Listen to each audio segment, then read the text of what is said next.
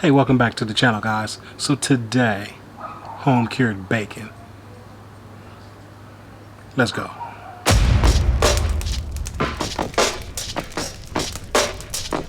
Alright guys, that's right. Today we're going to be making our own homemade bacon.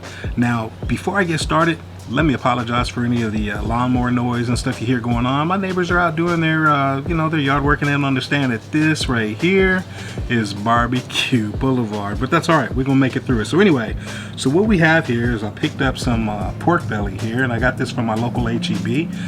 This one is about 4.8 pounds, but I'm gonna round it up, and I'm gonna say we got a 5-pound piece of pork belly here, and that's important because we got to know just how much rub we're gonna use when we do this pork belly. So this is what we're going to use for the bacon, and now I'm going to show you what we're going to use to cure. Okay, so this is the cure that we're going to be using today, and this is an Excalibur brand, Excalibur Bacon Rub Cure.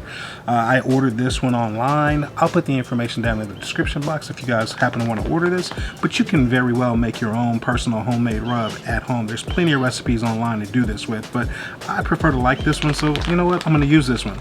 So this is what we're going to be using. Alright, so how much rub do we use, right?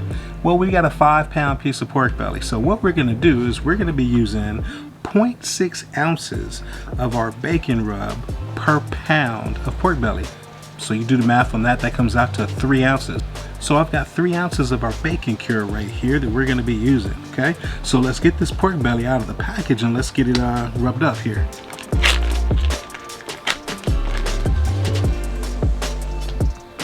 Okay, so now we've got our pork belly out of our package. It's onto our cutting board here, and now we're going to apply the rub. Now, you can do this the way that I'm doing it, or you can separate it any kind of way you want. But I know that we have 3 ounces of our rub here, and so I'm going to be using half of the rub on this side and half of the rub on the other. So we're going to go ahead and sprinkle this out, and we're just going to rub this all over this pork belly. It's very important that you rub this all over the pork belly because of the pink salt, the curing salt that's in here. You want to be able to get a good even coating across your entire pork belly. Okay, so now we're going to turn this over. And this piece of pork belly has a great side of fat here on here. I like this fat cap on here, but we're going to go ahead and get this sprinkled on here as well. And we're going to rub it all over, guys. And be careful to make sure you get the sides of the bacon here.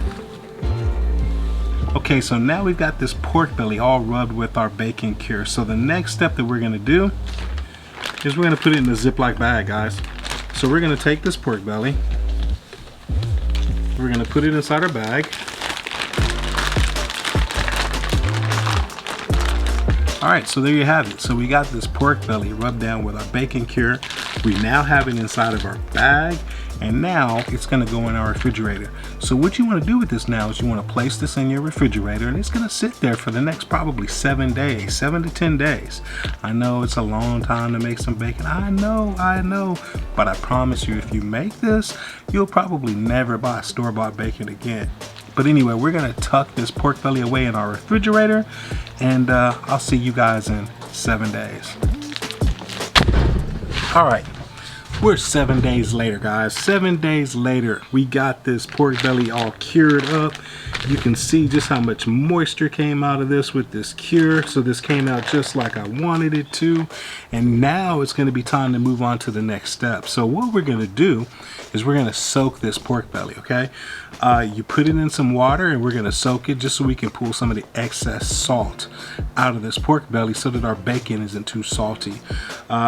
Typically what you're supposed to do with this cure is you're supposed to soak it twice, and we're talking 2 times at 30 minutes. So basically submerging this in some water, soaking it for 30 minutes, pour that water off, get it back in the pan, soak it again for another 30 minutes, pour that water off, and then you're ready to go ahead and start smoking it. Well, I've done that before, and to me it came out still just a tad bit too salty, so I'm actually going to do 3 cycles. We're going to soak this pork belly 3 times and discard that water before we move on to the next step of getting it smoked. So we're going to go ahead and get this soaked up here for the next 3 cycles, and then I'll bring you back when we're ready to smoke it. All right, see you in a minute. Alright, so today we're going to be using our Grill Silverback to smoke this bacon. Again, we're using B&B hickory pellets, and we're actually going to be using the onboard temperature probe to measure the temperature of this pork belly. So what we're looking to do is we want to smoke this slow. By smoking it slower at a lower temperature, we're going to be smoking at 225, it allows your bacon or your pork belly to absorb more smoke flavor. If you don't want the smoke flavor or you don't want as much smoke flavor, you can smoke at a higher temperature if you prefer. All we're looking to do is to get this internal temperature of this pork belly up to 150 degrees. At that point, our pork belly is done, or bacon is now done.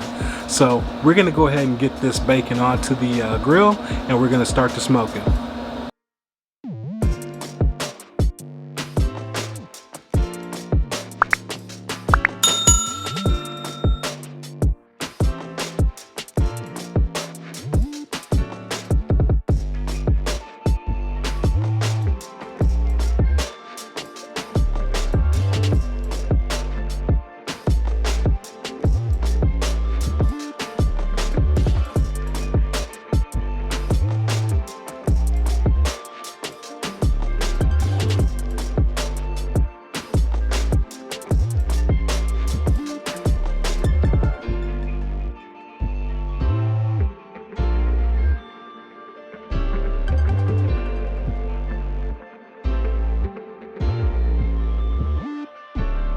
Alright, so let's recap what we're doing with today's cook.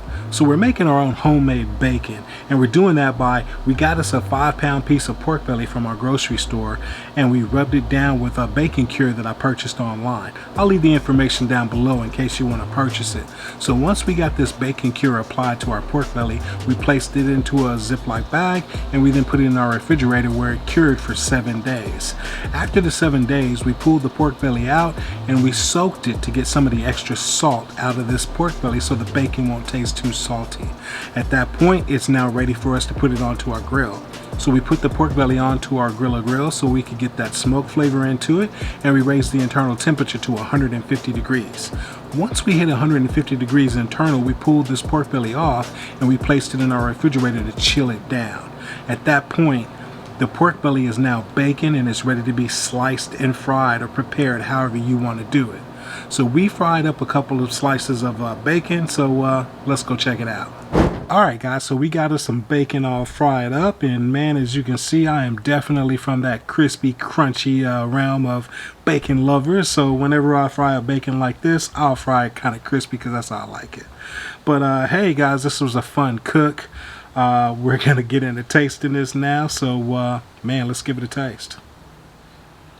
But before I taste this, you know how I do, right? Guys, if there's anything in my videos that you like to get your hands on, make sure you check down in the description box for all the product links, as well as if you want to become part of our members only group for the Dawgfatha's Barbecue YouTube channel. Right there next to that subscribe button, click on that join button. And as always guys, if you like what you saw here, make sure you check out a couple of videos I got listed here, as well as click on that subscribe button up there. Alright, I'll see you in the next video. Cheers.